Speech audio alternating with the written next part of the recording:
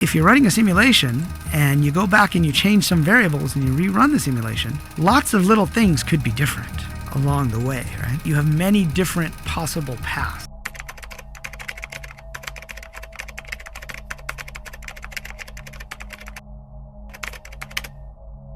What if I told you that right now, beneath every word you speak, every decision you make, and every emotion you feel, there's another version of you pulling the strings, quietly, invisibly, unshakably. It's not a stranger, it's your subconscious, and it has been guiding most of your life without you ever realizing it. Your subconscious is more powerful than you think. Think of your conscious mind as the captain of a ship, but one who only sees the waters ahead. The subconscious is the ocean itself, deep, vast, sometimes calm, sometimes stormy, but always powerful. It remembers what you don't. It holds every image you've ever seen, every word you've heard, and every belief you've silently agreed to, even if those beliefs are now limiting you. This is why most people feel stuck when they try to change. They affirm new goals with their conscious mind, but their subconscious has already memorized failure, fear, or scarcity. So even when they work hard, something keeps pulling them back. That something is the script running deep below the surface, the one you didn't even know was there. And yet here's the part most forget. The subconscious isn't trying to sabotage you, it's trying to protect you. The problem is it's working with outdated information. It doesn't know you're safe now. It doesn't know you've outgrown your childhood wounds. It doesn't know you're ready for more. It only knows what you've consistently felt, believed, or repeated over time. And it assumes, if this has kept us alive so far, let's keep doing it. But life isn't about surviving. It's about expanding. That's where accessing your subconscious comes in. Not to control it, but to reteach it. To feed it new truths so that it works with you, not against you. This isn't theory. It's the same principle behind hypnosis, mantras, visualization, even ancient rituals. They weren't created just for calm, they were tools for reprogramming. Ways to bypass the gate of the conscious mind and speak directly to the place where real change begins. Carl Jung once said, "Until you make the unconscious conscious, it will direct your life and you will call it fate."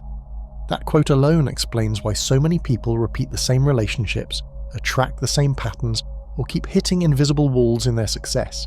They think it's bad luck, but it's not. It's programming. Now here's the truth most won't say out loud.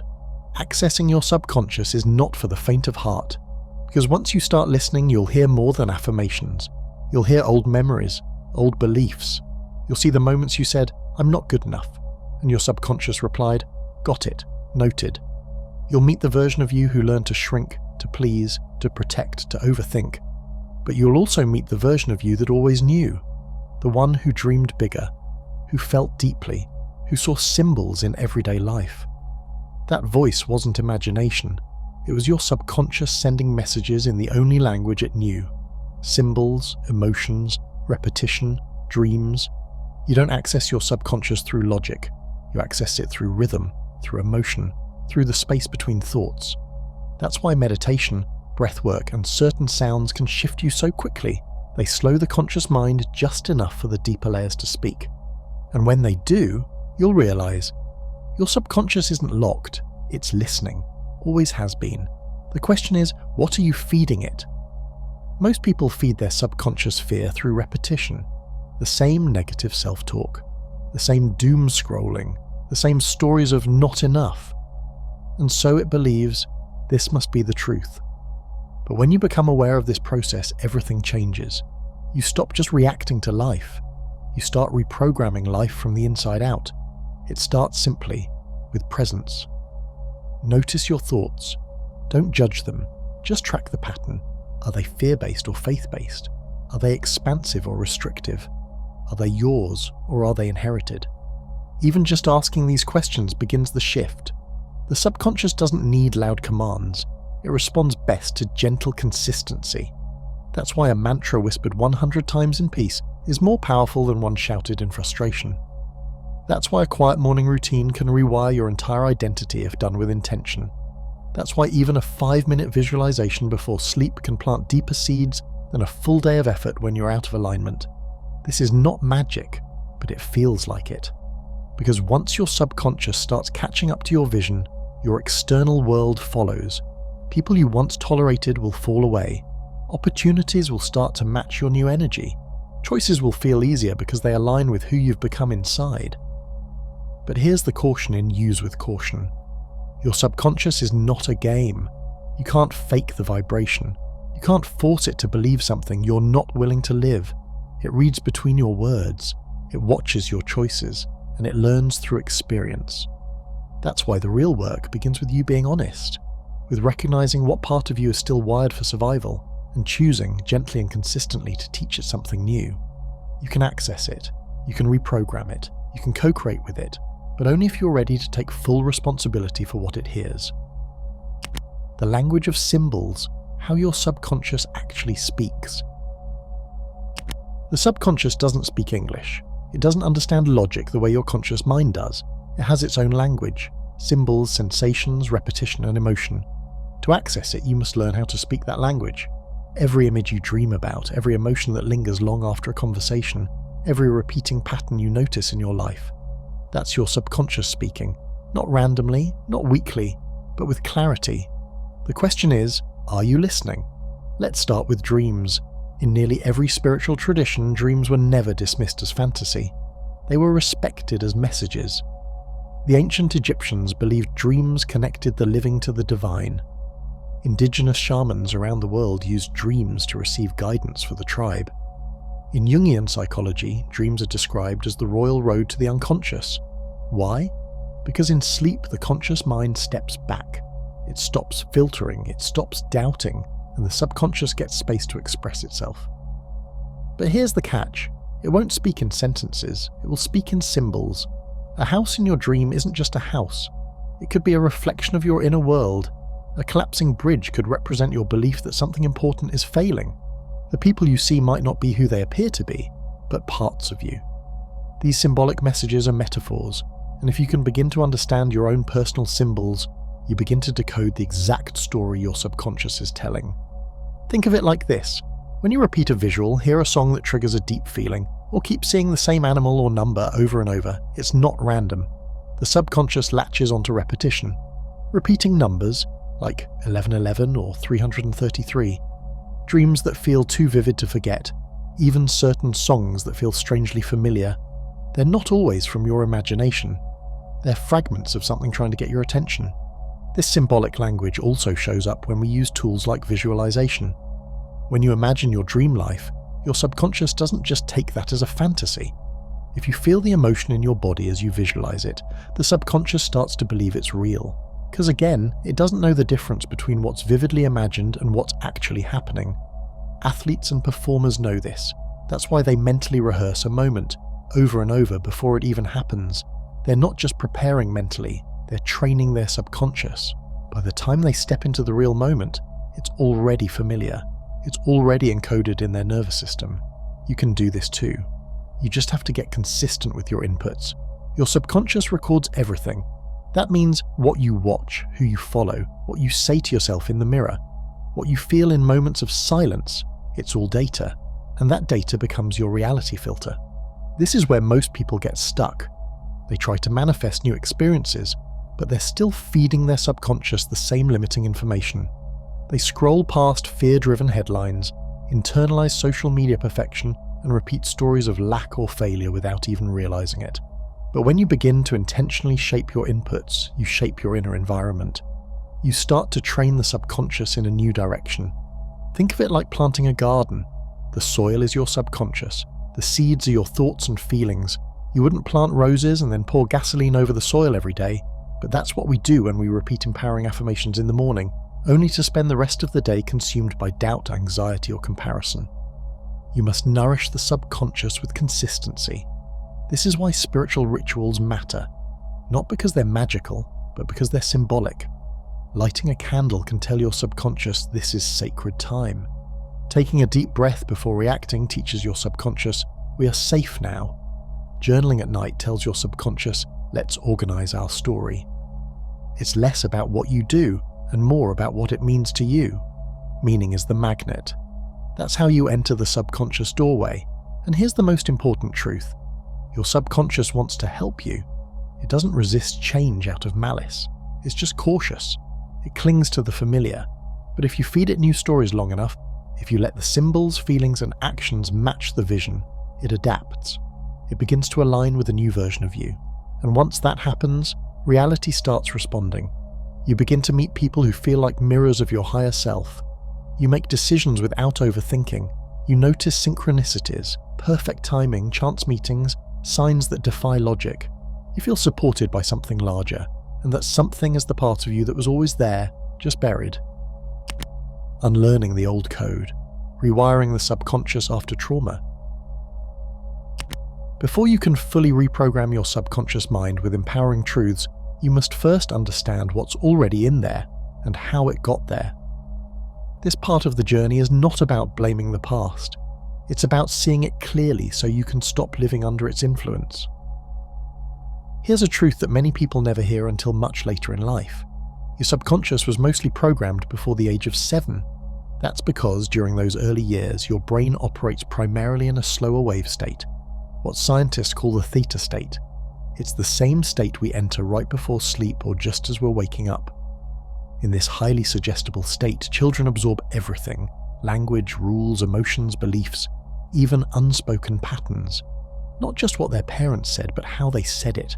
The energy behind the words, the tone of fear, the absence of affection, the unpredictability, the tension in the room, all of it. And the subconscious, like a loyal scribe, writes it down.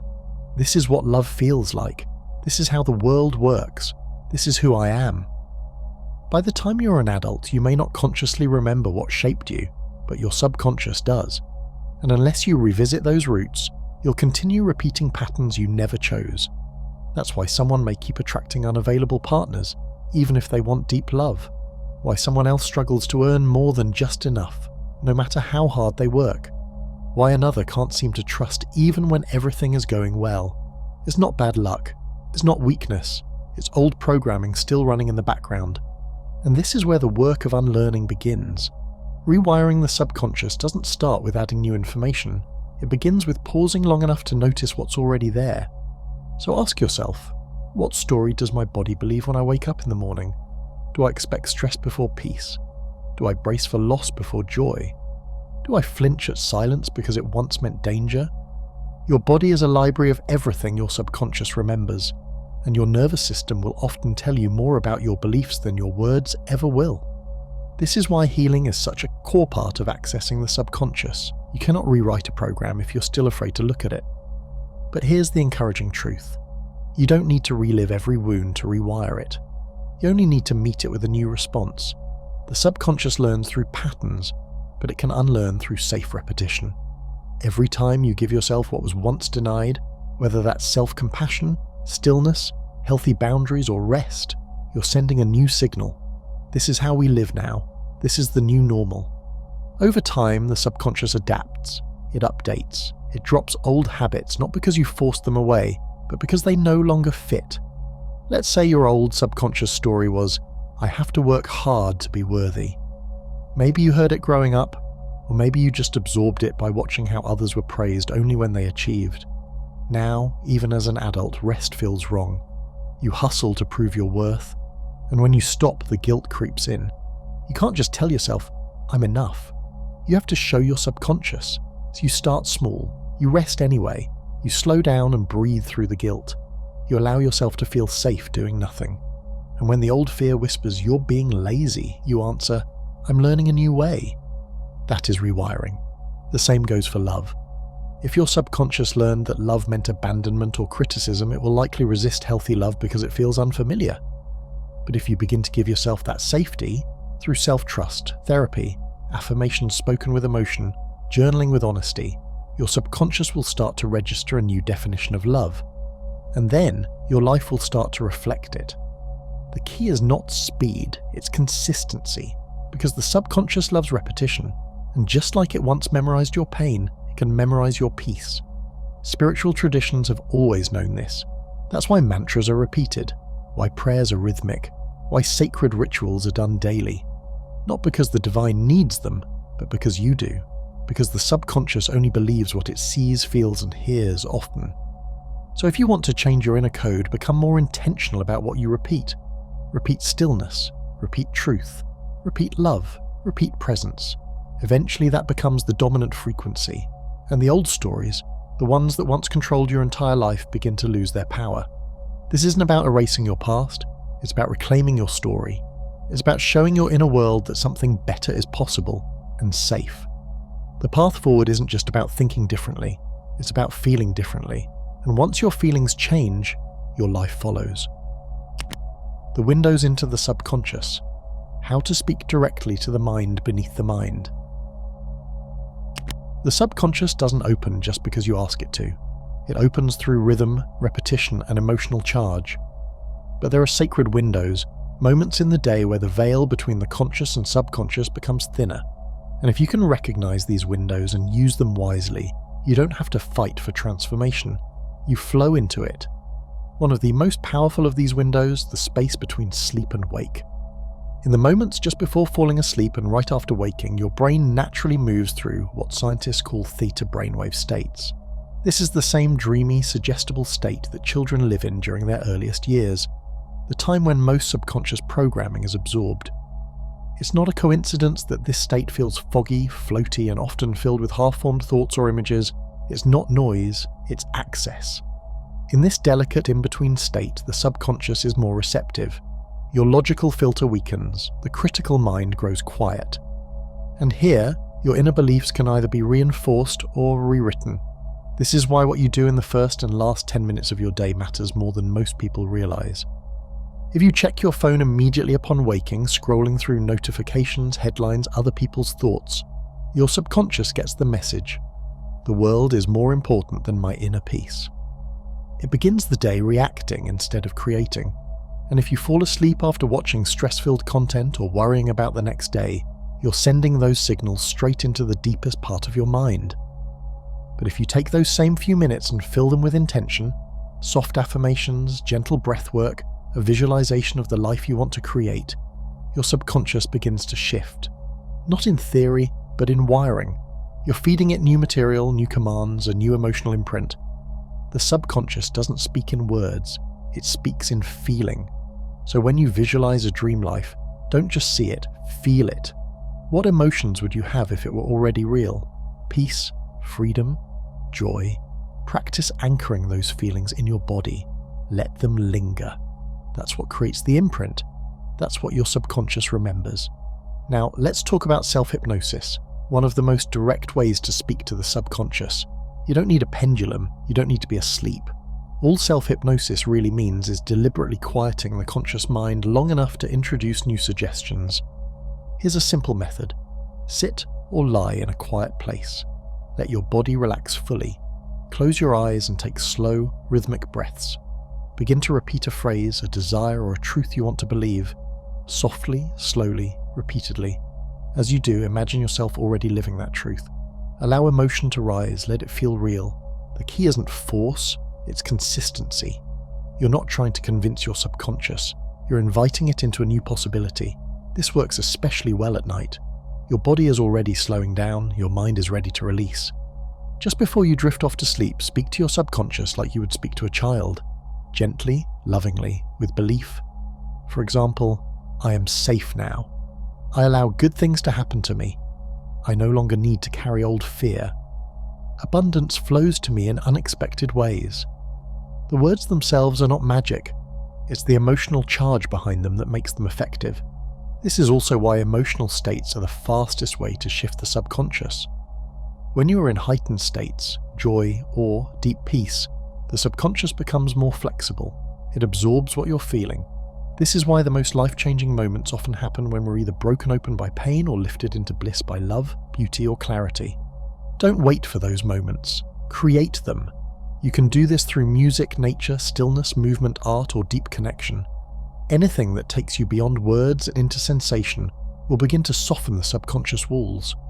But there's another door we rarely talk about. Breath. Your breath is the bridge between conscious and unconscious. You don't have to think to breathe, yet you can consciously control it. That's powerful. Breathwork techniques, especially those involving rhythm and retention, can shift your nervous system and quiet your thoughts long enough for deeper messages to come through. When you engage in breathwork, you may feel lightheaded, emotional, or even euphoric. That's not random. That's your conscious mind stepping aside. That's the beginning of access. The same is true for stillness. Silence isn't empty, it's full of information. When you sit quietly, especially after intention setting or breath work, you may begin to hear your inner voice. Not the voice of fear or logic, but the soft neutral whisper that feels like knowing. That's your subconscious responding. Let it speak. Write it down. Let your pen move without judgment. This is called automatic writing, and it can be a direct channel to parts of yourself you didn't know were still listening. The deeper truth is this: your subconscious already knows what you need. It's just been drowned out by noise. When you return to silence, breath, and emotion, you begin a dialogue that has always been waiting. Meeting the shadow, the hidden beliefs that secretly run your life. You can't access the full power of your subconscious until you're willing to face the parts of it you've avoided. This part of the subconscious is what Carl Jung called the shadow. It's not evil, it's not broken, but it holds what you've disowned: fears, doubts, memories, and beliefs that were too uncomfortable to face when they first formed.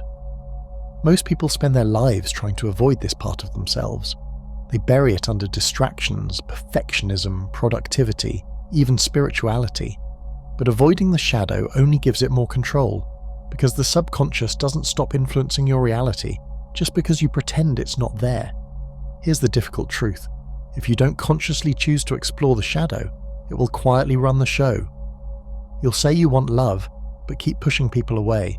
You'll ask for success, but sabotage opportunities. You'll desire peace, but feel agitated for no reason. That's not a flaw. That's unprocessed material trying to surface. Think about it. How many times have you gotten close to something you wanted, only to feel yourself freeze, overthink, or push it away? That's the subconscious stepping in to protect you, based on an old belief you may not even remember forming. Maybe as a child you learned that being visible meant being criticized. So now, as an adult, you fear attention, even though you crave impact. Or maybe you grew up watching people you love struggle with money. So now, even when it flows in, you can't hold on to it without guilt or fear. These aren't conscious decisions, they're survival codes written long ago. But the good news is this: anything written can be rewritten. And the first step is simply acknowledging what's there. Begin by observing your emotional triggers. What instantly stirs frustration, fear, jealousy, or sadness in you? Noticing a trigger isn't a sign of weakness, it's a roadmap. It tells you exactly where the wound is and what belief might be hiding underneath. For example, feeling unappreciated might reveal a belief: I'm only valuable when I'm useful. Feeling abandoned could point to: I'm not worthy of love unless I prove myself. Feeling stuck might uncover: if I succeed, I'll lose people I care about. These beliefs are not the truth. They're echoes, inherited from experiences, culture, and childhood conditioning. But if you never examine them, your subconscious will keep acting as if they're laws of reality. This is where self-inquiry becomes a spiritual practice. Ask yourself, where did I first learn this? Who benefits from me keeping this belief? Is this mine, or did I absorb it from someone else? What might be possible if this belief no longer felt true? You don't need to attack the belief, you only need to become aware of it, because awareness brings choice, and choice is where freedom begins. But here's the paradox. The shadow doesn't dissolve through force, it transforms through acceptance.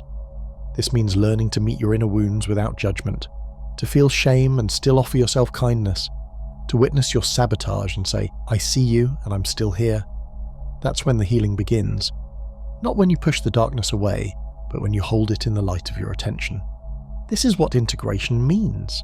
It's not about becoming perfect, it's about becoming whole. And wholeness includes the part of you that doubted, feared, hesitated, or hid. When you stop making your shadow the enemy, you give it permission to stop fighting you. One way to work with the shadow is through mirror work, looking into your own eyes and speaking truth into the space between. It can feel uncomfortable at first, but that discomfort is revealing. It tells you exactly where your subconscious resists love, safety, and worth. Another tool is inner child dialogue, sitting in quiet reflection and imagining your younger self sitting across from you. Ask them what they need. Listen. Let them speak. Then remind them that they're not alone anymore. That you, the adult version, are here now, safe, aware, and ready. This kind of dialogue begins to rewire the nervous system. It shifts the energy in your body, and it sends a powerful message to your subconscious. The pain is not being ignored anymore. From there, real transformation can begin. You'll start to notice your reaction softening. The space between trigger and response will widen, and in that space, you'll find choice. The choice to respond differently, to act from truth instead of fear, to stop repeating the old loop. And that's when the subconscious becomes an ally, no longer trying to protect you from a past that's no longer happening, but supporting you in building a future based on who you truly are. The inherited mind, clearing generational patterns from the subconscious. What if some of the fears you carry were never yours to begin with?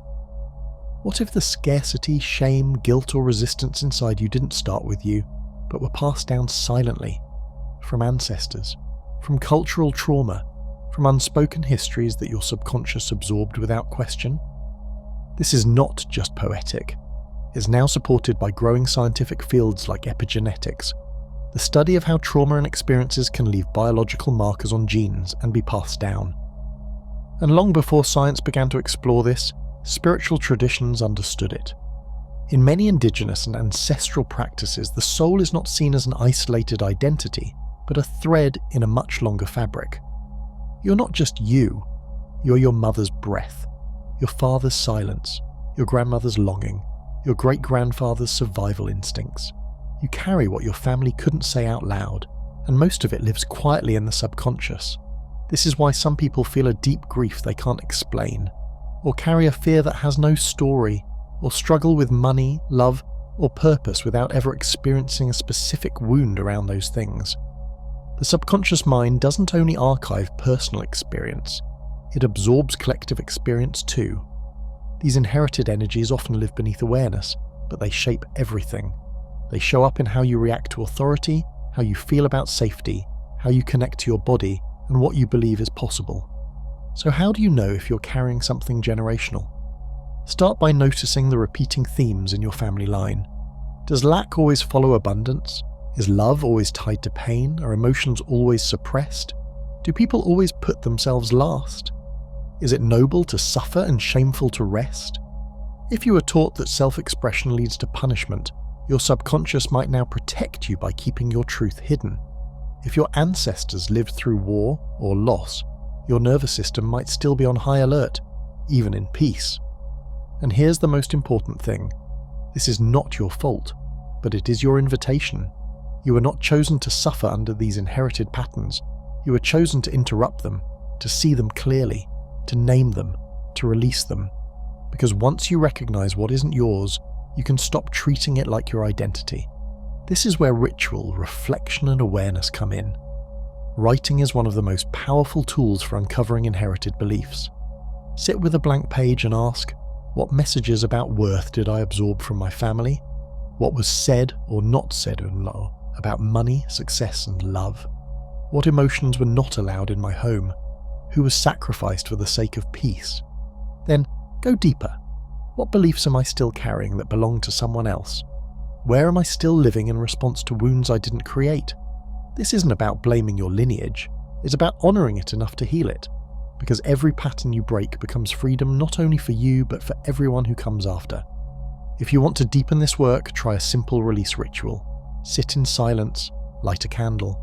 Speak aloud the burdens you now recognise as inherited. I release the need to suffer to be worthy. I release the silence I inherited around love.